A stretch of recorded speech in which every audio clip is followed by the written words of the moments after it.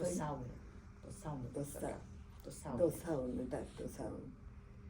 Tam jak miał ktoś jakieś tobołki, to wszystko wyrzucano. Kazano nam się rozebrać do naga, że będzie robiona kąpiel, że musimy ścinanie włosów, golenie głowy i tak dalej. No to w ogóle był jeden wielki przestrach. Moja mama była na tyle mądra, nie wiem skąd jej przyszedł ten pomysł do głowy w ogóle, że połknęła brylant i miała go cały czas w sobie. Widocznie ktoś ją musiał do tego namówić. Ja nie sądzę, żeby to była jej inicjatywa. To nie był jej pomysł na pewno.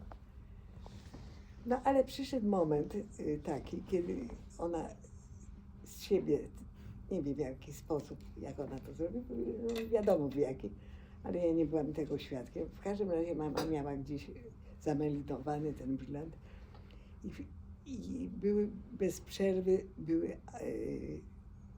przychodziły aukcjerki w takich czapeczkach, w mundurach niemieckich, prały po twarzy, prały, jak widziały, że ktoś ma brzuch, wiesz, albo ciężarny, albo jest otyły, to waliły po tym brzuchu łokciem, ręką. Zachowywały się tak po chamsku. Ordynadę, Schweinerei, świnie, obrażały te osoby, młode, stare. No to tego się nie da. Ja to mam przed oczami, ale nie jestem w stanie wysłowić, żeby to do was dotarło, żebyście zrozumieli, jakie to było strasznie bolesne dla osób dojrzałych, dojrzalszych ode mnie. Ale ja na to wszystko patrzyłam.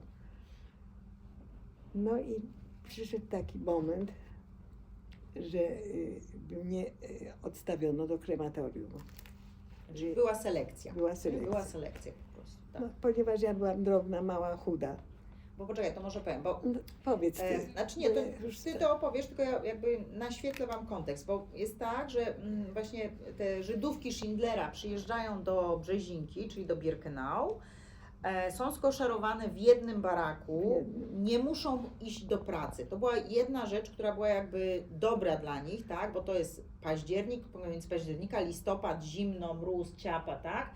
Więc tutaj jakby po pierwsze nie muszą wychodzić do pracy, ale muszą się stawiać na apele, bo muszą być przeliczone, czy się stan osobowy zgadza. I to było jednym z bardzo dużych zagrożeń, ponieważ często na apelu były zarządzane właśnie albo jakieś wybiórki, albo były zarządzane selekcje, tak? No i tutaj właśnie Niusia została wybrana 2 razy brała udział 2 razy w selekcjach, nie? No i to opowiedz. Ja w selekcjach brałam więcej razy, ale 2 razy nie wyciągnięto. No, 2 razy zostałaś jakby wytypowana do gazu, wybrana do gazu, dokładnie. No więc pierwszy raz ten brylant mnie uratował, bo mama dała aukcjerce, która się nazywała Alice Orłowski. Ogromna, wysoka baba, której twarzy do końca życia nie zapomnę. Ona mnie wyciągnęła z tłumu. Ja byłam tego wzrostu, może. Wyciągnęła mnie z tłumu, wzięła mnie za rękę. Mama do niej podeszła, dała jej ten brylant i ona mnie wsadziła z powrotem do szeregu. To był pierwszy raz. Jak ja to przeżyłam, pamiętam, że przeżyłam, ale jak ja w ogóle żyję do tej pory po takiej scenie, to nie życzę nikomu z was, nikomu na świecie nie życzę tego uczucia, jakiego ja doznałam. W parę dni później historia się powtórzyła. Znowu byłam w szeregu, znowu była mała, nie urosła przez tych parę dni więcej na bardziej dojrzałą kobietę. Ale ciocia moja, żona brata mojego ojca, miała tam jakąś też prawdopodobnie przekupioną aukcjerkę, która mnie najpierw wyciągnęła, ale mnie puściła. Nie, inaczej to było. Pozwoliła mi się schować.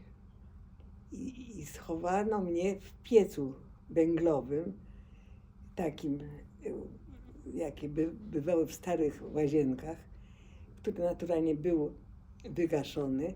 Na dnie tego pieca był popiół. I wzięła mnie pod ramiona. Nie wiem, kto to był. Twarzy mi. Ktoś ci pomógł. Ktoś mi prawda? pomógł. Ktoś mnie wsadził Tak. tam całkiem po prostu. Wysokość tego była może jakieś 1,5 metra, może 1,30 m. I wrzucono mnie całkiem po prostu, wpuszczono mnie do tego pieca Od góry. trzymając mnie pod pachami. Ja tam przesiedziałam prawie niepełne 3 godziny. Ja myślałam, że ja tam skonam, że ja stamtąd już w życiu nie wyjdę. Jak się skończył się apel, to ktoś mnie stamtąd wyciągnął, półprzytomną, półżywą. A to, co przeżyła moja mama, to sądzę, że możecie sobie wyobrazić, co przeżyła matka, jak traci w takim momencie swoje dziecko. Mama nie żyje, ja żyję, ale ja to będę pamiętała do końca. Gdyby ona żyła, to by też każdą scenę, każdy moment byłaby w stanie powtórzyć. Ale całkiem po prostu dobrze, że jej to wyszło z głowy, bo się w pewnym momencie przestała kochać cały świat i okolice i przyniosła się do Wiednia i tam jest pochowana razem z moim ojcem. Ale na szczęście się te selekcje dla Ciebie dobrze skończyły, No, tak? No bo dzięki temu tak, żyję. dokładnie, dzięki temu żyjesz. No i to wszystko się dzieje w przeciągu tych 3 tygodni, Tak. w przeciągu których Oskar Schindler usilnie stara się Was stamtąd wyciągnąć. I faktycznie nadchodzi taki moment, po 3 tygodniach Tak. zostajecie wywołane wszystkie po Waszych numerach, tak? Bo dostałyście też numer, znaczy no, dostałyście numer obozowy, nie dostałyście mam numer. tatuaży, macie numery obozowe, No. nie macie tatuaży. I Was wywołują po tych numerach Tak. i będziecie wyjeżdżać. Ja Ci zaraz dam ten numer, bo ja go znalazłam. No mów. No to nie, no to chodzi o to, żebyś Ty opowiedziała.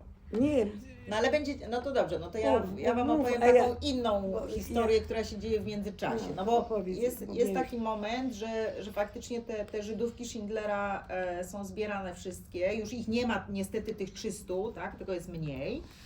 No i ma wyjechać transport z Auschwitz. To jest w ogóle cud, że jakikolwiek transport wyjeżdża z Auschwitz, tak? Musicie sobie wyobrazić, to jest druga połowa 1944 roku, gdzie w Auschwitz-Birkenau po prostu wszystko idzie na najwyższych obrotach i to jest tak zwana fabryka śmierci, tak? W przeciągu tych paru miesięcy między majem a październikiem zginęło ponad 450 000 Żydów węgierskich, którzy po prostu z rampy byli prowadzeni prosto do krematoriów, tak? ja Ci to pożyczę. Tu jest Dobrze. mój numer. Ja sobie odpiszę. I, Ja to dzisiaj znalazłam. I faktycznie te Żydówki Schindlera wsiadają znowu do tych bydlęcych wagonów, tak? Na rampie wsiadają do tych bydlęcych wagonów i to jest ten moment, kiedy coś zobaczysz za chwilę znowu przez ten sek. Ale co Niusia zobaczy? W momencie, kiedy Oskar Schindler przez te 3 tygodnie zajęty był wyciąganiem tych Żydówek, tak, z Auschwitz-Birkenau, musiał wyjechać z Brynic. I w Brynicach pozostają mężczyźni ze swoimi dziećmi, tak, synami i zostaje komendant obozu, tak zwany Leipold. I Leipold wpada na taki pomysł i mówi, że po co w fabryce w ogóle są dzieci, dzieci są niepotrzebne. I on zabiera te wszystkie dzieci, tych chłopców małych, tak, i on mówi, że on ich odeśle do Auschwitz. I w tym momencie ojcowie tych dzieci, czyli tutaj jest właśnie Rysiu z tatą Dawidem, jest Olek z tatą Hermanem, tak, i tam jeszcze inni. Julek się nazywał ojciec Cynsa. Jurka Cynsa, dokładnie. No, oni mówią, że nie puścimy naszych synów samych, jedziemy z nimi. I tak się dzieje, że po prostu w przeciągu tych 3 tygodni, kiedy kobiety są w Auschwitz i Oskar Schindler próbuje wydobyć, chłopcy dzieci ze swoimi ojcami też przyjeżdżają do Auschwitz. Przechodzą normalną procedurę. Są przyjęci, są tatuowani, dostają numery, są wytatuowani i są normalnie wcieleni do męskiego obozu, do męskiego odcinka. I to jest ten moment, kiedy Wy, wyjeżdżając, stoicie na rampie już, że tak powiem, zapakowane Tak. i Ty z wagonu. Widzę Rysia najpierw małego i potem tatusia i potem Hermana. Tak. I wołam do mamy. Mama nie chciała uwierzyć. chciała wyjść z wagonu, nie wolno było. Mama inaczej zeznawała niż ja, wiesz, jak był tutaj ten Jak ten wywiad miałyście, nie? Kineli, jak Kineli. pisał książkę. No, to nieważne są sprawy. Ważne jest to, że zobaczyłam, że Rysiu i ojciec, i tatuś żyją. Wujek z synem swoim żyje. No to mama dostała w ogóle amoku. Była cała szczęśliwa. No. Przynajmniej jedna miła wiadomość, dobra wiadomość, że nie straciła męża. Dokładnie, ale wy jako kobiety jedziecie normalnie do Brynic, nie? My jedziemy do Dokładnie, wy Brynic. jedziecie do Brynic i już ty z mamą i z ciociami, jesteście w Brynicach, nie? No, I tam też pracujesz w fabryce, tak, też tak? Tam pracuję. też masz te odciski, prawda? Tak, 3 raki miałam. Tu 3, a tu 4 na tych moich rękach, dłoniach.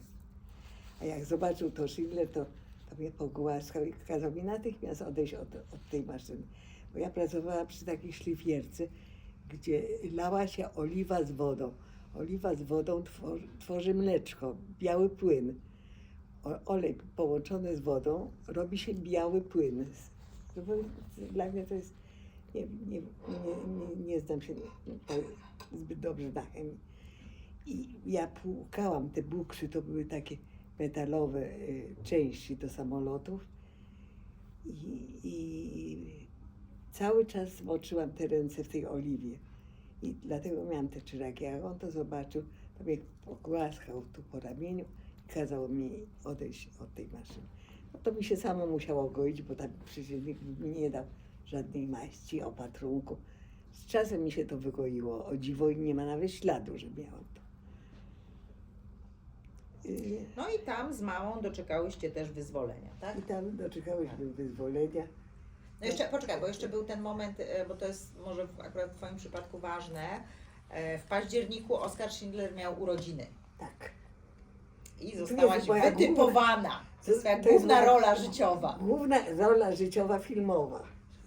Tak. Ja jako taka mała dziewczynka z ogoloną głową, w chustce na głowie, jedna z koleżanek miała ojca cukiernika przed wojną, który miał cukiernię, która tu zresztą widziała się ze mną dzięki profesorowi Skotnickiemu. I zrobił tort. Z czego on ten tort zrobił? Taki mały torcik, tej wielkości. Taki mały torcik, oblewany jakby czekoladą, skąd czekolady, nie potrafię wam powiedzieć. I była jedna taka mała świeca. Skąd się ta świeca wzięła, też nie wiem. I nauczyli mnie, ja, która nie umiałam ani czytać, ani pisać, ani liczyć, nauczyli mnie takiego zdania po niemiecku. Herr Direktor, wir wünschen Ihnen alles Beste zum Geburtstagstage. I trzymałam ten tort tak i dałam mu. Cała się trzęsłam. Cała byłam zdenerwowana. I on mnie wtedy pocałował w jeden i w drugi policzek. Proszę nie płakać. Czyli pani się śmieje, czy płacze? Pół na pół. Pół na pół.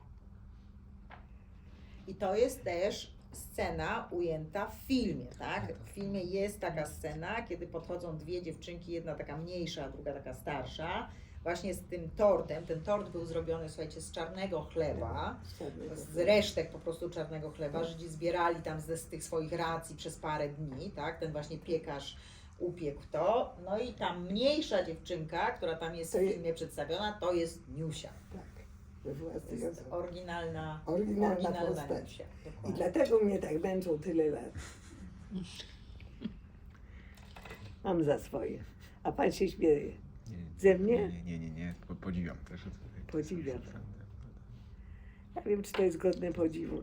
To jest godne tego, że ja muszę mieć jakieś geny, które powodują to, że ja to wszystko jestem w stanie wytrzymać tyle lat. To nie jest takie proste. To jest taki ból, że gdyby pan był albo bardzo ciężko chory na coś, nie daj Boże, albo bardzo zakochany do nieprzytomności. To są zupełnie inne odczucia niż to, że człowiek ma nóż na gardle, czuje, że może za chwilę leżeć martwy na ziemi czy na drutach kolczastych podłączone do elektryki. To są takie odczucia, że tego się nie jest w stanie. Ja o tym mówię. Ja sama nie wierzę w to, że ja o tym jeszcze mogę mówić. Bo to przekracza wszelkie moje możliwości. I mnie to cały czas boli. I żebym miała nie wiem jaki cudowny wieczór. Było w najmniejszym towarzystwie. Jak najlepiej się bawiła. Była nawet na małej lufie. To ja to mam tu w środku i to ze mnie już do końca mojego życia nie wylezie. Nie, Aniu. No może przejdźmy do jakichś milszych spraw. Ja nie mam za dużo miłości. O, ja Ci zaraz przypomnę parę. No to Poczekaj. przypomnij. No to może przejdźmy do tego, że jak zwykle zawsze mówimy, że przyjechał wspaniały rycerz na białym koniu, tak, 8 maja i Was wyzwolił. To był, Powiedział koniec wojny. tak, to był ruski żołnierz, Tak. Aktor, sowiecki Tak. żołnierz, tak?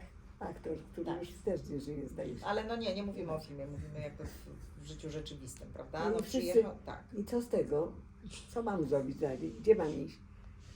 Co z tego, że jest koniec wojny, jak ja nie mam nic? Mam 2 ręce jeszcze, chude nogi, chude brzucha nie mam, pupy nie mam, piersi nie mam. Co chcecie ode mnie?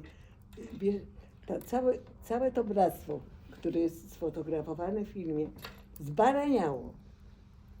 Wszyscy zastanawiali się, co z sobą zrobić. Idźcie do domu. A gdzie my mamy ten dom? Do jakiego domu my mamy iść? Wszystko straciliśmy, nie mamy. Rodzina poginęła, pomarli. To nie było takim strasznie miłym komunikatem, a to autentycznie był koniec wojny.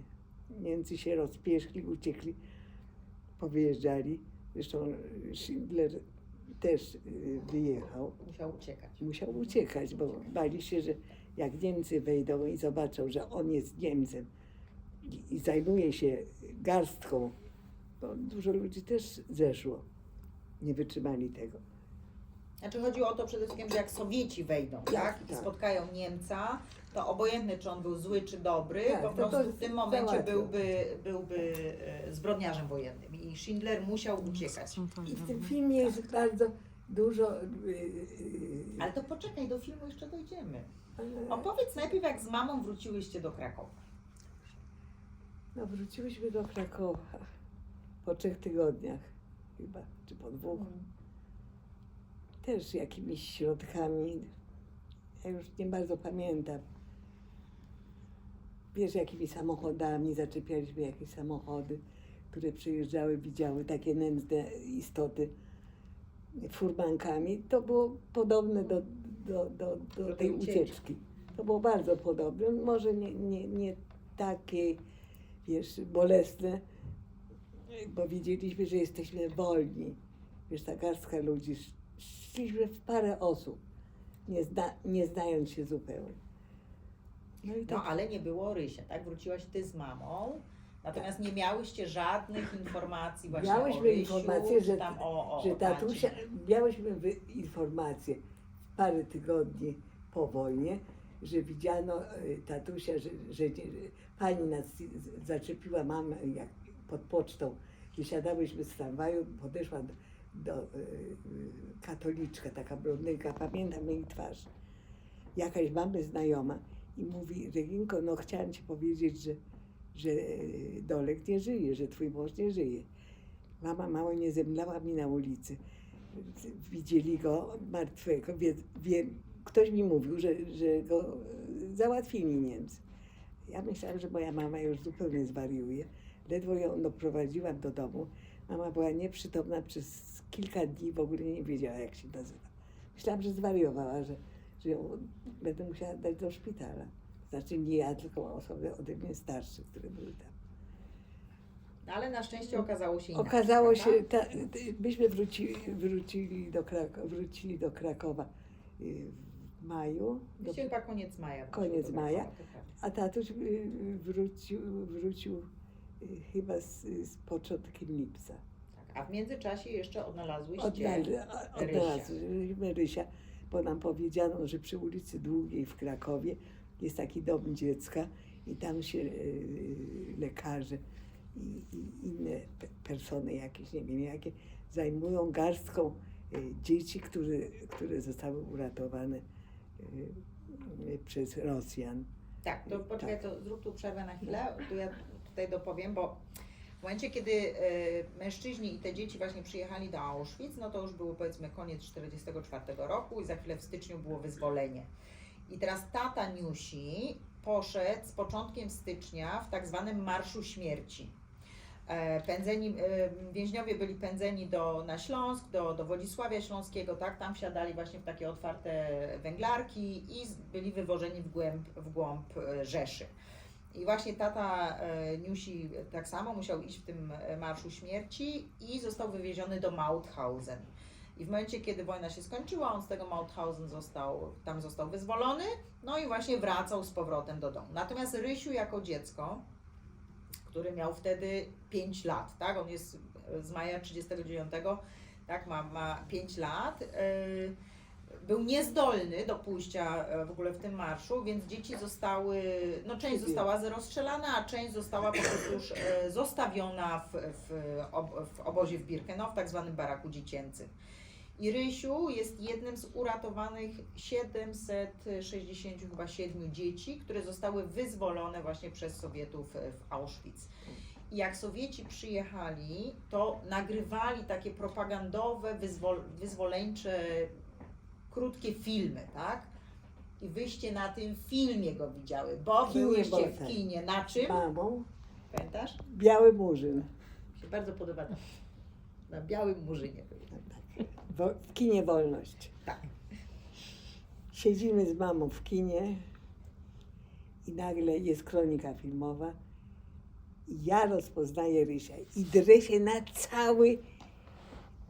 całą salę, gdzie jest ile? 200, 300, 400 osób. Proszę pana, Rysiu jest na ekranie. Wszyscy oglądający, wszyscy goście wstający, jakaś wariatka się znalazła. Jakaś nienormalna osoba i robi tu jakiś cyrk Humberto. Wzięła mamę za rękę, wyciągnęłam ją, wyszłyśmy z tego kina. No i wtedy się właśnie okazało, że te wyzwolone dzieci zostały przewiezione do Krakowa Na ulicę. na Długą, do takiego przytułku, powiedzmy sierocińca Tak, Czerwonego Krzyża, tak? No i tam, I właśnie... tam rozpoznała go ciotka Romka Polańskiego. Tam żeście go znalazły, nie? Tam żeśmy go znalazły. I właśnie jakby Niusia z mamą wracają pod koniec maja, w czerwcu odnajduje się Rysiu, a szczęśliwie właśnie z początkiem lipca dociera A numer, tata, a tatuaż ma tylko mój brat tak, i ojciec. i ojciec, bo Schindler zabronił te 300 kobiet tatuować, bo to są jego No, pracownicy. zdążył was wywieźć tak, Tak, naprawdę. że jak mnie zaczęto w Oświęcimiu, w saunie tatuować KL, w tym momencie ktoś przyszedł i powiedział, proszę tych pań nie ruszać, nie tatuować. Do tego kogoś, kto to robił, to moja mama przyłożyła wargi do mojej tutaj, do przedramienia i mi wysłała KL. Ja tu miałam tylko KL. Bardzo cieniutko, wiesz, zaznaczone tą iką. To boli strasznie. Ja podziwiam tych ludzi, którzy się teraz tak namiennie tatuują. Jak ja to widzę, wiesz, to ja dostaję trzęsianki. Podciągaj rękawy. A tu kolega akurat trochę ma. Podziwiam. Jak ja widzę, jak kobiety na plecach, tu jak chylińska na przykład, tu na oczach naszych, dotąd ma tatuaż. Jak ja patrzę, to ja sobie natychmiast przypominam te sceny moje. Że ja to wytrzymałam. K i L. Mama mi wysłała tu z ręki. Bo to można wysłać ten tłuszcz. Proszę mi pokazać, jaki ma. O mama. Zawsze widzę, no to dobrze, że cholerę temu chłopu to łóżko nie położyła. Jest. Słychać było coś? Nie było, nic nie słyszał. Przepraszam. Pan jest bardzo miły, bez odnóży. Pan jest bardzo miły, bez odnóży. Bez, to się inaczej nazywa, bo to na rękach. Chyba, że na nogach też. Nie. Chyba tak, wiesz? Też? No to dobrze powiedziałam. Dobrze, ale Przepraszam pana bardzo, ale wróćmy, Jusiu, ja jestem wróćmy z powrotem do szczeratobudem. Krakowa. Słuchaj, wróciłaś, no i generalnie nie chodziłaś w ogóle do szkoły, prawda? Bo w momencie, kiedy miałaś pójść do szkoły, miałaś 7 lat, 1 września 1939 wybuchła wojna. I ty 5 lat później wracasz i co? Jestem Nie umiesz kompletną czytać. analfabetką. Dokładnie. Kompletną. Myślę, że Rosja to jest miasto.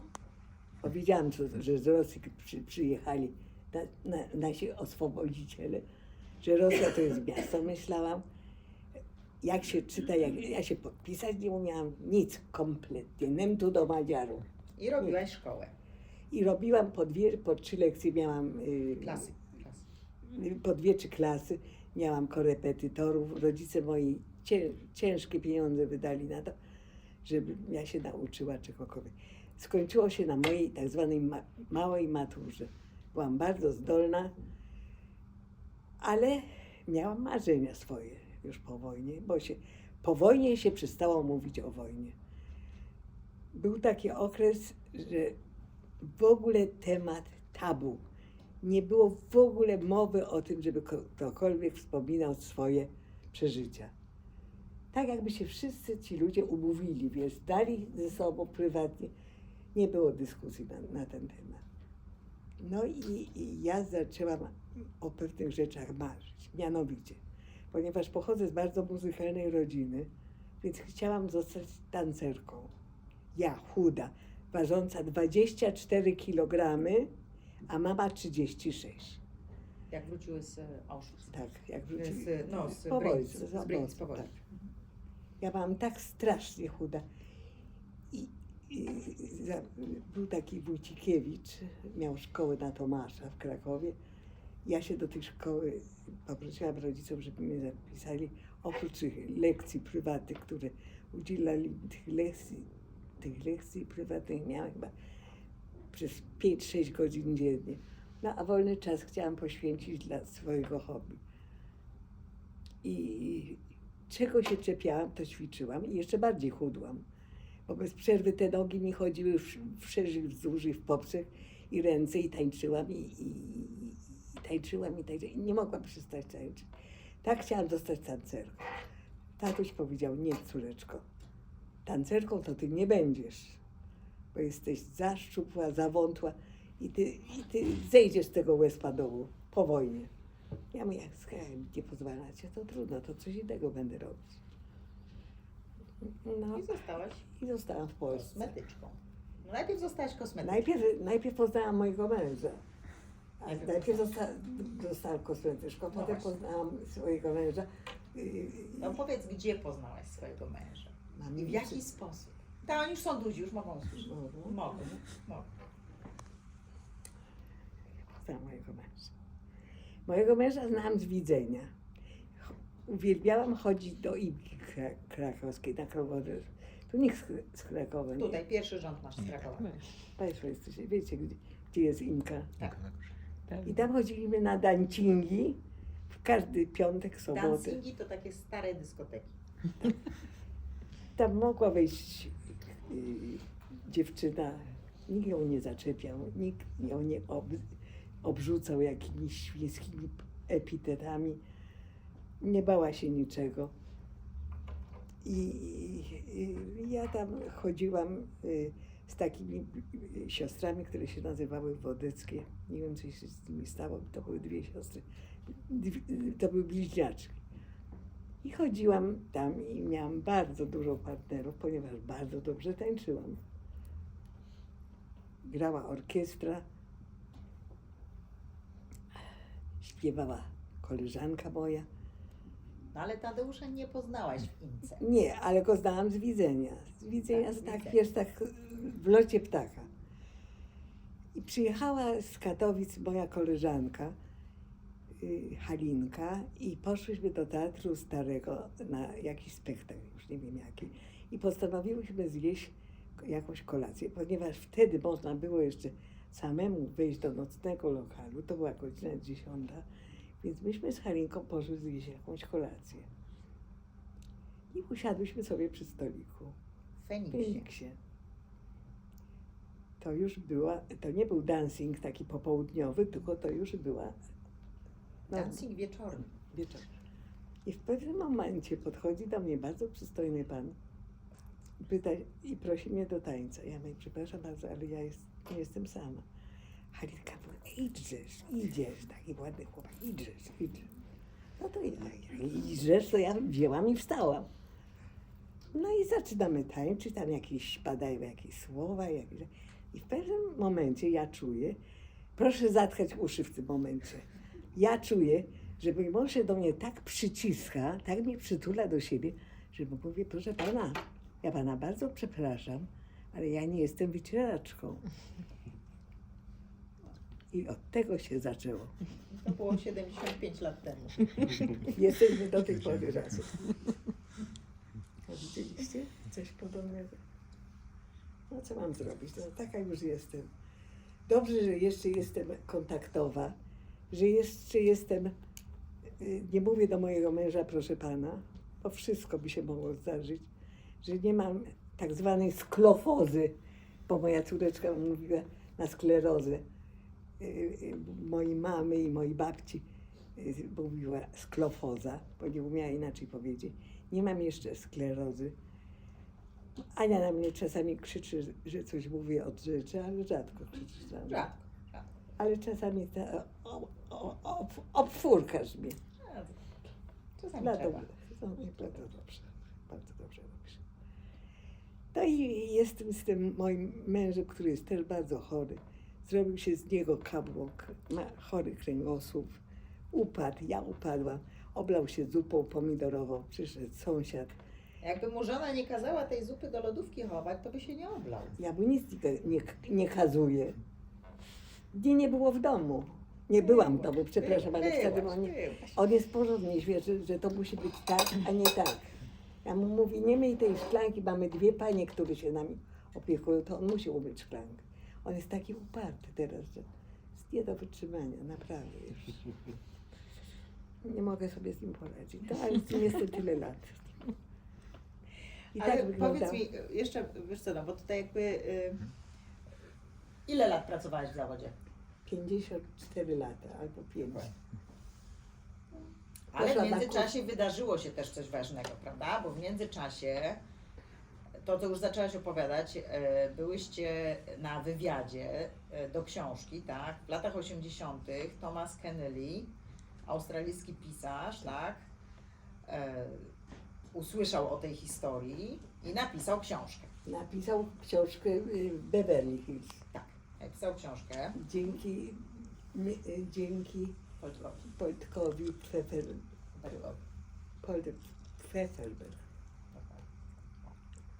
I Napisał potem, książkę i potem książka była bestsellerem w Australii. Zaprosił, mama moja żyła jeszcze wtedy i zaprosił nas do hotelu, do Holidayu i siedziałyśmy tam pół dnia i przyjechał z nim facet, który to wszystko dotował. I powstała z tego książka bardzo gruba, bardzo duża. I co? I z tą leżała 10 książką lat w 10 szufladzie. lat w szufladzie. Tak. I ten pan przyjechał, ten autor tej książki, niejaki pan Keneally, australijski pisarz, przyjechał do Ameryki, mówiłam przed chwileczką, Beverly Hills. do Beverly Hills i tam miał sklep właśnie ten pan Poldek. Ten pisarz chciał sobie kupić teczkę, zaczęli rozmowę o tym, o tamtym i ten Poldek mówi do niego, wiesz, ja ci podam temat, napisz książkę. On nie był zainteresowany, ale on mu zaczął opowiadać, co on przeżył, że on był w obozach, że on tyle przeszedł, że tyle ciekawych rzeczy ma. I ten się zgodził. i napisał książkę, która stała się bestsellerem w Australii. I leżała przez 10 lat w szufladzie. Aż wreszcie matka Stevena Spielberga, jak przyjaźniła się tam z kimś. Z Milą. Z Milą się z Milą, nie? Z Milą Pfefferberg. Tak. I Z żoną Polka. z żoną Polka i one dwie namówiły Spielberga, żeby jednak matka go namówiła, jego własna matka mówi, słuchaj, to jest taki materiał wstrząsający, bo on był też prześladowany, on nie przeżył wojny, ale ponieważ był innego wyznania, więc Spielberg też miał kłopoty w szkole.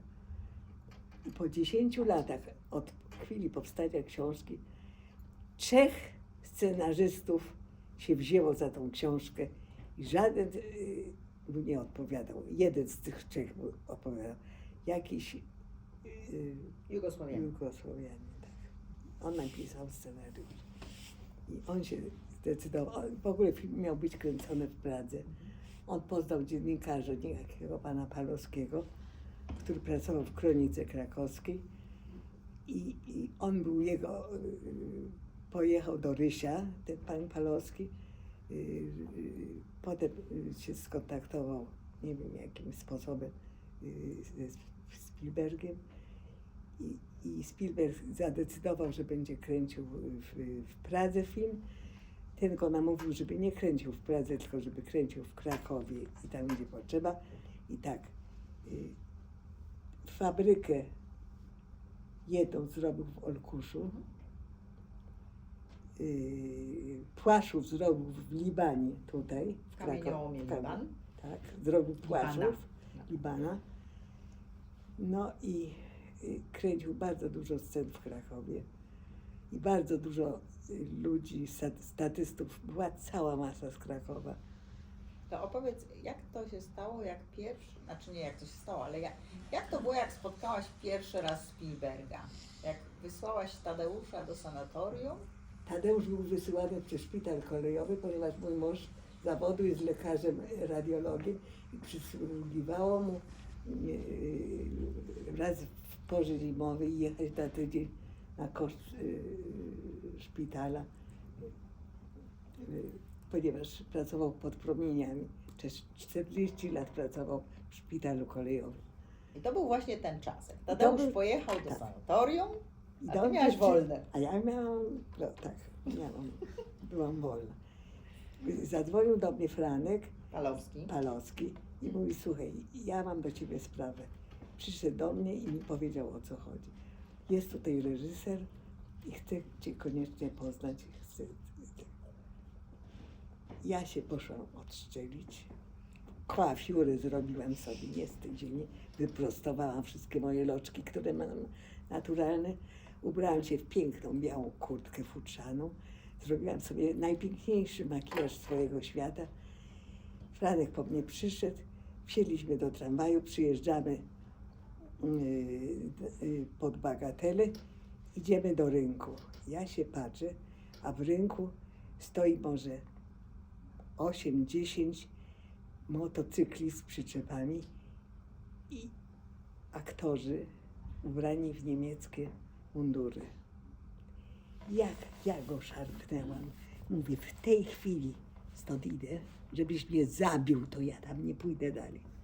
Nie pójdę dalej. Może mnie Spielberg nie znać w ogóle. On mówi, nie wykupię się, złapał mnie za rękę i mówi, błagam cię, on chce cię poznać, on chce zobaczyć, chce wiedzieć, że ty żyjesz, przeżyłaś to wszystko. Więc ja z sercem na ramieniu, ze sztucznym uśmiechem, tak zwany twist zrobiłam, nienaturalny. I podchodzimy pod ulicę Krzyża, gdzie są kręcone sceny, gdzie Niemiec, naturalnie polski aktor przebrany w mundur, stoi przy takim młodym chłopcu, może to nie był chłopiec, to był jakiś 19-20-paroletni człowiek i ścina mu nożyczkami pejsy. I operatorzy mają na jezdni, na krzyża szyny takie i jeżdżą na tych wózkach z kamerami. Tak robią, prawda? I Franek Balowski trzyma mnie za rękę, a mi ręka tak chodzi, tak, dosłownie, tak. I podchodzimy do Spielberga i on mówi do niego po angielsku, że oto jest Haniusia, która podawała tort Schindlerowi. Jak on się na mnie rzucił, jak on mnie zaczął ściskać, to ja tego... On mnie bardziej ściskał niż właściwie. Ja myślałam, że on mnie udusi tam. On się... To jest Jusia? To jest ta, która podawała tort? Słuchaj, on był nieprzytomny z wrażenia. Nieprzytomny, a ja byłam tak roztelepana, jakbym miała nie 91 lat, tylko 127. Tak, we mnie wszystko chodziło. No i bardzośmy się zaprzyjaźnili. Potem Franek znał perfekt angielski. Ja nie znałam perfekt angielskiego, więc tłumaczył wszystko. No i zostałam gwiazdą filmową. Takim to sposobem. Bardzo dużo ludzi potem wiedziało, że to jestem ja. Zmieniłaś mi smartfetkę, ale poznam oczywiście. Widzisz, jaka ja jestem? Niekonsekwentna.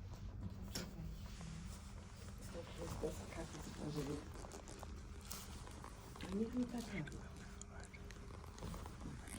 I takie miałam przygody mojego życia. Parę lat temu byłyśmy z Anią. No to ty mów jak to było, bo nie wiem za słówkami. No parę lat temu, to było dokładnie w 2000, znaczy od wielu lat jeździmy na obchody wyzwolenia byłego obozu koncentracyjnego Auschwitz-Birkenau. I byłyśmy w 2015 roku też. I to był takie duże obchody, bo to była przede wszystkim okrągła rocznica, było bardzo dużo głów królewskich zaproszonych, w ogóle całe wszystko ze straszną pompą zrobione, tak, prezydenci, nie prezydenci i tak dalej. No i był zbudowany taki duży namiot, była w ogóle kontrola bezpieczeństwa, no i to było tak, że Więźniowie siedzieli. tak, więźniowie przyjeżdżali z osobami towarzyszącymi, no i w związku z tym, że jeszcze wtedy, to było te 8 lat temu, było ich jeszcze dużo więcej, no to całe wpuszczanie, cała ta procedura to w ogóle zaczęła się 2 godziny wcześniej. No i już żeśmy tam weszły na tą salę, tam jakby więźniowie siedzą zawsze centralnie na przodzie, w pierwszych rzędach, właśnie po prawej stronie było dla tych głów różnych państw i dla tych królów, królowych. Duda. I po lewej stronie były też miejsca i tam widziałyśmy, że jest napisane na jednej kartce Steven Spielberg, bo się okazało, że on specjalnie na tą uroczystość miał przygotować jakiś 10-minutowy film taki edukacyjny, tak? No ale nie wiadomo było, czy on przyjedzie osobiście, czy nie przyjedzie, czy tylko będzie prezentowany ten film i tak dalej. Aż tu raptem, poczekaj, najpierw to jeszcze te 2 godziny trwają, a wtedy jeszcze byłyśmy palące, tak? No więc jakby tak po tam nie wiem, godzinie czy półtorej po prostu, no kurczę, trzeba sobie iść zapalić, no nie da się wytrzymać, tak? No i w każdym razie tam podeszłam z boku i był taki borowiec, bo to wtedy BOR, nie? Biuro Ochrony Rządu. No i pytam się, czy tu możemy wyjść na chwilę, tak, bo coś tam, ten pan był w ogóle nieugięty, powiedział, że nie, absolutnie nie. No ale widzę, stoi obok pani Borowiec, tak? No to poszłam do pani Borowiec, no i mówię, że tu mam, tak, byłą więźniarkę, że długo to wszystko trwa, tu jest gorąco, chcemy zaczerpnąć trochę powietrza, nie? No i pani Borowiec się zgodziła. No i pani Borowiec nas wypuściła za te drzwi i my, jak takie 2 nastolatki, po prostu w kąciku, takie nad sobą nachylone i te papierosy tam gdzieś po prostu po kątach, żeśmy ciągnęły. No pani Borowiec się bardzo z nas śmiała, bo mówi tak, a zaczerpnąć powietrza? Ja mówię, tak, właśnie się dotlejamy.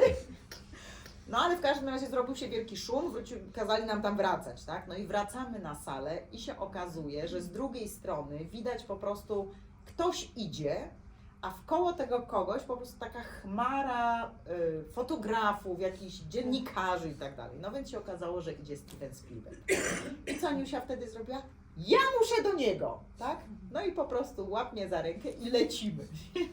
A tam słuchajcie, tak, no nie dało się w ogóle przebić, no więc po prostu ja, tak, dokładnie, więc ja, Kraulem. tak, co zrobić? Po prostu zaczęłam rozpychać tych ludzi.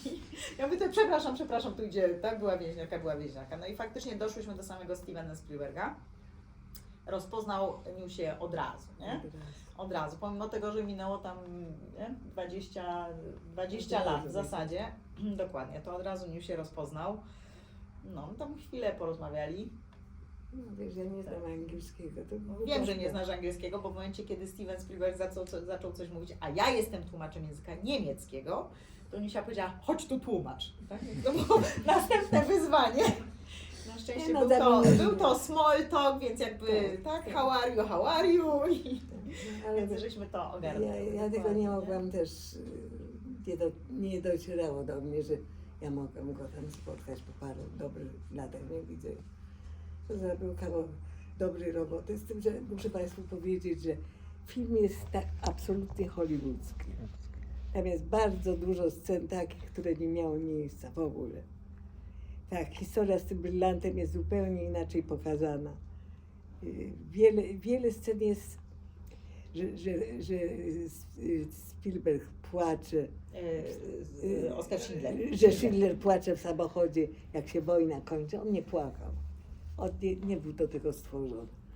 Jest prawdą, że dostał pierścionek z plomb więźniów, którzy stopili złoto, zrobili mu jakiś pierścionek na pamiątkę. Ale pewne kwestie, pewne sytuacje. Ludzie w każdym razie, jak wychodzili z premiery, to wszyscy ryczeli jak jeden mąż. Ludziom się tak łzy lały, tak płakali wszyscy, że trudno było zapanować nad nimi. Zresztą jak ja pracowałam w hotelu Forum i widziałam, jak młodzież wychodzi z przymusowego oglądania filmu, jedni się śmieją, a inni ryczą jak bobry, to byłam tak zdziwiona. Zawsze oglądałam się w kierunku drzwi wejściowych do kina, tutaj, gdzie film był. Ludzie bardzo przeżyli ten film. Był bardzo wstrząsający. No, ale było tam parę takich scen, które może nie powinny mieć miejsca, bo ja to pamiętam z innej strony, ale już nie jestem. Słuchaj, no za coś musiał te Oscary dostać. No. Ja się też mięszałam w te Oscary No i, tak, to, no to- i to jest dla mnie chlubą, tym się cieszę. Po części ty je dostałeś. Ja dostałam tyci. Niechby on dostał jeszcze 2 razy więcej, ja mu tego nie zazdrościłam.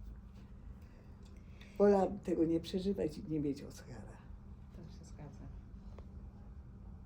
No to dobra, to może jakby ta historia Niusi, no to w sumie jest tak, opowiedziałyśmy. Natomiast może macie jakieś pytania? Proszę, że zapytam o ten numer. Czy można było Numer obozowy Niusi to jest 76307. Dziękuję. Ale mam takie pytanie w sumie, bo rozmawiałem z Ewą Mozos-Kort nawet 2 razy. Miałem to honor jako przewodnik też do Auschwitz, tam tłumacz. Wybaczyć właśnie, czy po prostu wrogom można po prostu, czy właśnie jak kwestia właśnie wybaczenia, czy Ja im tego na pewno nie wybaczę. Ja dlatego byłam sympatią poprzedniego konsula, że to jest pokolenie powojenne. On jakby mógł, to by... On przychodził do mnie z takimi bukietami kwiatów. To wszystko przez nią.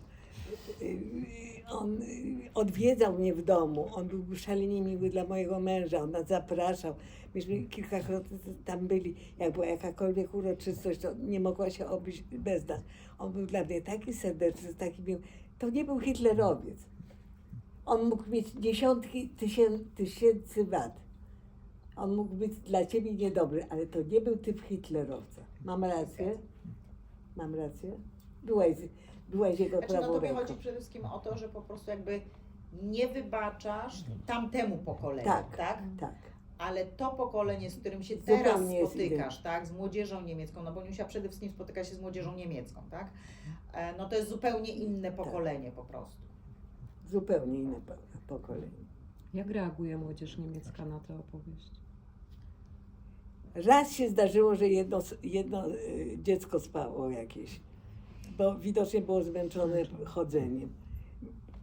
Tak jej główkę goniła. mnie było z tego powodu przykro, ale potem mi Ania wytłumaczyła, że oni się tyle nachodzą, tyle nas zwiedzają, że ma prawo nie słuchać durnej baby, ja wiem Czy co. wiesz co, ja nie wiem, czy to jest kwestia nie słuchać. Myślę, że to znaczy Niemcy Zmęczenie. Niemcy słuchają. przyjeżdżają na tak zwane wyjazdy studyjne. I słuchajcie, dla nich to naprawdę jest, oni przyjeżdżają tutaj na 5 dni I dużo i oni zwiedzają. 3 dni od rana do wieczora spędzają najpierw w Auschwitz. Oni mają zwiedzanie studyjne Auschwitz, zwiedzanie studyjne Birkenau, po czym mają warsztaty do tego, tak? Oni naprawdę te 3 dni po prostu non-stop jakby siedzą w tym temacie i to jest, ja często rozmawiam też z tymi ludźmi, to nawet nie jest kwestia tego, że oni są jakby zmęczeni w sensie tak fizycznie, ale oni są psychicznie wyczerpani, bo to jest takie nagromadzenie tego tematu, tak, z którym oni, wiadomo, że oni gdzieś tam wcześniej coś tam wiedzą, czytają, dowiadują się, ale tu stykają się bezpośrednio z tym, tak? Faktycznie no, idą do tego obozu, oglądają te baraki, a jeszcze ciąży na nich taka odpowiedzialność też, tak, że to gdzieś tam my, nie? I potem jak oni się jeszcze na to wszystko spotykają właśnie, bo zawsze takim zakończeniem takiego wyjazdu studyjnego jest właśnie spotkanie z byłym więźniem, ze świadkiem historii, to dla nich to już jest po prostu, Za tak? dużo. Ale Tak. wszyscy się zachowują szalenie sympatycznie, bardzo miło. Mam zawsze oklaski, jakbym była Benegini Kalas, co najmniej. Mnie to żenuje. Zawsze mi wręczają jakieś bukiety, jakieś suweniry, jakieś miody, jakieś cuda. Jest to dla mnie troszkę żenujące, bo ja nie jestem, nie czuję się gwiazdą żadną. To nie jest żadne gwiazdorzenie z mojej strony. To jest tylko, zadają mi takie pytanie, które mnie najbardziej boli. Co by pani miała do powiedzenia młodym ludziom? No, co ja mam do powiedzenia? Co ja im mogę powiedzieć? Oby nigdy nie przeżyli tego, co ja. Oby to się nigdy więcej nie powtórzyło. A co otworzy, kurczę, telewizję, to bez przerwy wojna, tu się mordują, tam się mordują, dzieci zabijają. Szpitale, noworodki. Przecież, że ja to wytrzymuję, moja koleżanka mówi, ty jesteś autentyczną masochistką, ty się sama zadręczasz. No co mam zrobić, jak mam taką naturę? No taka jestem, nie będzie teraz wychodził na stare lata. Nie, może Ja mam ktoś pytanie takie, przepraszam, może zbyt osobiste, ale czy mąż, a później może dzieci chciały poznać Pani historię? Czy była mowa o tym w ogóle? Moja córka długo nie wiedziała o No tym, właśnie. a mąż się bardzo szybko dowiedział. Długo przed nim to ja nie ukrywałam. On chyba coś wiedział od kogoś, że ja jestem, wie pani, ja już tego czasu to nie pamiętam. Ale nie chcę Ale muszę pani powiedzieć, że największym wrogiem była moja teściowa. Największym wrogiem. Bo dla mojego męża, mój mąż bardzo partycypuje w moich przeżyciach, w mojej historii i też udzielał wywiadów. Chociaż jak się wojna zaczęła, to on wyjechał z matką do Lwowa, potem wrócili. On nie przeżył okupacji. Ponieważ Znaczy, no nie przeżył okupację, tylko nie Nie w tu. gettach i nie w Nie w obozach, takich tak? On warunkach przeżył jak ja. okupację w Krakowie, tak? Dokładnie. mój mąż jest o 3 lata starszy ode mnie. Przeżył okupację w Krakowie. Ale on zawsze partycypował, to w tej chwili jest chory, partycypował we wszystkich moich spotkaniach. Chodził na nie, pamięta, że przychodzi. A teraz ja go do tego nie zmuszam, bo on się bardzo źle czuje. On chodzi tak, cały zgarbiony. Upadł i operację miał tu tam mówi, no nie jest w najlepszej formie, dlatego ja jeszcze, pomimo że też się nie najlepiej czuję, no to jeszcze staram się zrobić co mogę. Ale No a to- Magdalena dowiedziała, bo tak ma na A imię dzie- córka? a dziecko moje dowiedziało się. W sumie dopiero od listy Schindlera, nie? Przed kresleniem listy Schindlera, dokładnie. Mój wnuk młodszy mówi, babuniu, a po co ty siedziałaś u tych Niemców? Ja mówię, no bo, wiesz, zaprosili mnie tam, żebym przyjechała. Pojechałam do nich, ale oni się potem okazali niedobrzy. A po co ty do nich pojechałaś? Ja mówię, no bo tak mnie prosili strasznie, żebym tam przyjechała. A nie było ci tam źle? bo coś Madzia musiała im powiedzieć. Wiesz, No ale to że- Sebastian był mały przecież. No, ale nie pytał, miał 6 lat. Przez 6 lat, nie 6 lat, bo przez 6 lat przyjeżdżał do Polski, tutaj do nas na wakacje, na 2 miesiące. Ja z nim jeździłam do Złockiego na zmianę z moim mężem. Miesiąc młodszy wnuk ze mną, a miesiąc moim mężem. Takie mieliśmy wakacje. Przez 6 lat. A starszy syn mojej córki, to on już dobiega 40 lat. No to on wszystko wie. Chyba Madzia to wszystko powiedziała. Zresztą w Ameryce bardzo często pokazują te filmy. Niestety, na moje nieszczęście. A mnie ciekawi, jak to emocjonalnie przetrwać po prostu taki długi okres czasu. Były jakiekolwiek źródła radości w życiu codziennym, czy coś takiego? Były, pewnie, że były. Ale to było chwilowe i czasami udawane. Czyli tak się ludzie Wie pan, oszukiwali, tego się nie da, niech pan zrozumie jedną rzecz, tego się nie da z człowieka wyrzucić.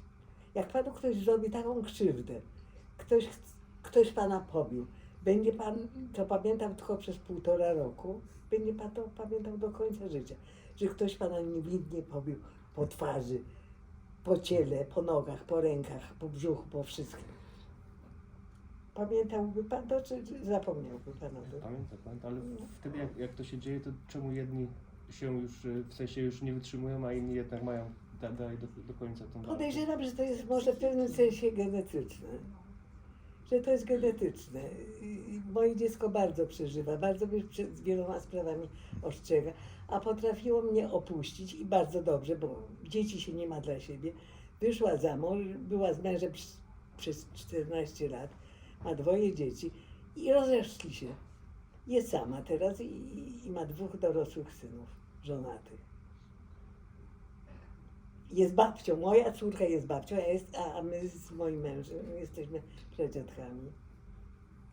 Znaczy, to trzeba też powiedzieć tak, to nie jest tak, że w tym okresie tych 5 lat i nie umniejszając jakby temu, tak, działo się tylko źle, tak, bo chociażby właśnie na przykład jak było tutaj getto, to wujkowie Niusi, tak, normalnie grali w tym getcie, gdzieś tam się spotykało jednak, czy to po domach, czy w jakiejś kawiarni. Grywali, tak? Oni próbowali sobie próbowali normalnie żyć, tak? Próbowali normalnie żyć. Dzieci oni Tak nie samo- grali, Aniu. Dzieci nie grali. Grali. Ja o tym nie wiem. W każdym razie Że tak grali. samo później na przykład w Płaszowie, tak, Płaszowie grali. jacyś tam inni biorą ślub, gdzieś się tam potajemnie organizuje, tam tą chupę, to tak, gdzieś tam, więc ci ludzie próbowali po prostu normalnie żyć, o ile się oczywiście dało, tak, więc szukali tych takich momentów, powiedzmy, żeby być chociaż na chwilę szczęśliwym. Wiadomo, że to było bardzo, bardzo krótkie, tak, i za każdym razem można było za chwilę zginąć, ale Nie da się. Jak ktoś kogoś skrzywdził przez rok, robił mu jakieś wyrzuty, jakieś niesnaski, to tu wchodzi, tam wychodzi, to się o takich rzeczach zapomina dość szybko. Ale nie każdy z nas ma inną naturę, każdy z nas stanowi specyficzną indywidualność i z tym się trzeba pogodzić. Nie ma dwóch takich samych ludzi, czy 2 takich samych mężczyzn, czy 2 takie, nawet jak są bliźniakami, to się czymś różnią. A co dopiero, każdy z nas jest inny. Każdy z nas ma inne wnętrzności, jeśli chodzi o psychę, prawda? Co robić? nie wiem, czy ktoś jeszcze ma jakieś... A dlaczego pani matka dawała pani papierosy z O, filmowej? O, dobrze, że sobie przypomniałeś, dokładnie. Więc ja ci zaraz wam opowiem. Zieleni, trawy w obozach prawie że nie było, tak? Ja nie wiem, kto do tego dopuścił. Nikt nie Tam dopuścił. było- Więźniowie wyjedli trawę, Mysiu. Wyjedli trawę. Więźniowie Moja wyjedli mama trawę. urywała trawę, suszyła ją i w workach parcianych, w których była mąka, czy kasza, czy coś innego, worki takie parciane, brązowe, jak czasami towar jakiś wożą w samochody, te worki mają podwójną warstwę papieru. Więc mama zrywała tą pierwszą warstwę, wiesz, pierwszą warstwę papieru, suszyła tą trawę, albo ta trawa już była sucha, bo była taka pora roku, skręcała, robiła mi takie skręty, gdzie ona, jedna rzecz, której nie mogę sobie uzmysłowić, to jest to, czym ona tego papierosa zapalała. Nie wiem. Czy podchodziła do jakiegoś ogniska? Ognisk nie było. Czy do jakiegoś pieca? Nie wiem. W każdym razie mama mi dawała papierosa, wiesz dlaczego? Dlatego, żeby stłamsić we mnie głód. I mówi, słuchaj, zaciągnij się tym, wciągnij to do siebie, to nie będziesz głodna. No to ja mamusi posłuchałam i zapaliłam tego papierosa. Po czym zaczęłam kaszleć, smarkać, charkać. Bardzo mi to nie smakowało. Ale jak mi chyba się nie zdecydowała przerwać tą całą procedurę, bo za parę dni znowu mi dała i to mi bardziej smakowało. I tym mnie żywiła. Parę razy dostałam od niej takiego papierosa, takiego skręta, które tamowało, hamowało, nie odczuwałam głodu, bo mnie bez przerwy burczało tutaj. Tutaj miałam, wiesz, kanonadę. A jak się zaciągnęłam, to ten papieros zatykał mi tutaj gardło i nie odczuwałam głodu. I przestałam. Jak się wojna skończyła, to ja byłam gierojem, bo kupiłam sobie papieroski w sklepie i zaczęłam palić. I paliłam bardzo długo, nawet będąc w ciąży, nawet karmiąc moje dziecko, nawet chodząc z nią na spotkania. I w pewnym przystawałam, co Sylwester przychodzi, to ja składałam mojemu mężowi przysięgę, że o 12 palę ostatniego papierosa. Po czym o 12:15 takie łzy mi się lały z oczu i chowałam się gdzieś, gdzie się dało i zawsze miałam zamelinowanego gdzieś papieroska. I musiałam zapalić. Nie mogłam żyć bez tego. I wyobraźcie sobie, popełniłam cud mojego życia. Ale chyba ze strachu, że mi serce wysiądzie, że przestanę żyć niebawem. Pewnego razu, po 4 czy 5 sylwestrach takiego obiecywania, mój mąż był przekonany, że ja nie palę naturalnie, a ja się tym tak kamuflowałam, gdzie się dało. Wychodziłam przez okno, nie przez okno, dmuchałam, wychodziłam na plantę, wychodziłam do sklepu, do bramy, z Anią gdzieś tam. Pewnego dnia ni z gruszki, ni z pietruszki, mówię, przestaję palić. I wiesz, ile lat ja już nie palę? Chyba z 5. I wcale mnie nie ciągnie. A teraz, gdybym nawet zapaliła, bo jestem zdenerwowana, to bym się bała, że mi kompletnie serce wysiądzie. Już bym nie dała rady, bo to by mi na pewno zaszkodziło w moim wieku obecnym. I tak wyglądała historia mojego palenia przez nieomalże całe życie. Do 5 lat temu. 4 lata temu. Od kiedy ja nie palę? Jakieś 5 lat. 2018. I nawet, ponieważ ja straciłam zmysł powolnienia, bo miałam wypadek tramwajowy, żeby było miło, wyleciałam z tramwaju pod kinem Wolność z moim dzieckiem. Dziecko spadło na mnie, bo drzwi się nie zamykały w tramwajach. Ja trzymałam moją rękę na jej dłoni. Tu miałam siatkę z alkoholem, bo to było rok 61 w Tadeusza, w dniu imienin i urodzin mojego męża, bo on ma urodziny i imieniny w tym samym dniu. Drzwi były otwarte w tramwaju. Ja nosiłam taki płaszcz liliowy, fityliowy, bo moja mama tylko ten kolor, jak już mówiłam, uwielbiała. I ten płaszcz mi się podwinął. Ja na szczęście nie złamałam kręgosłupa, ale grzmotnęłam się w głowę i tam mi się przerwał. Jak wzięto mnie na rękach, mnie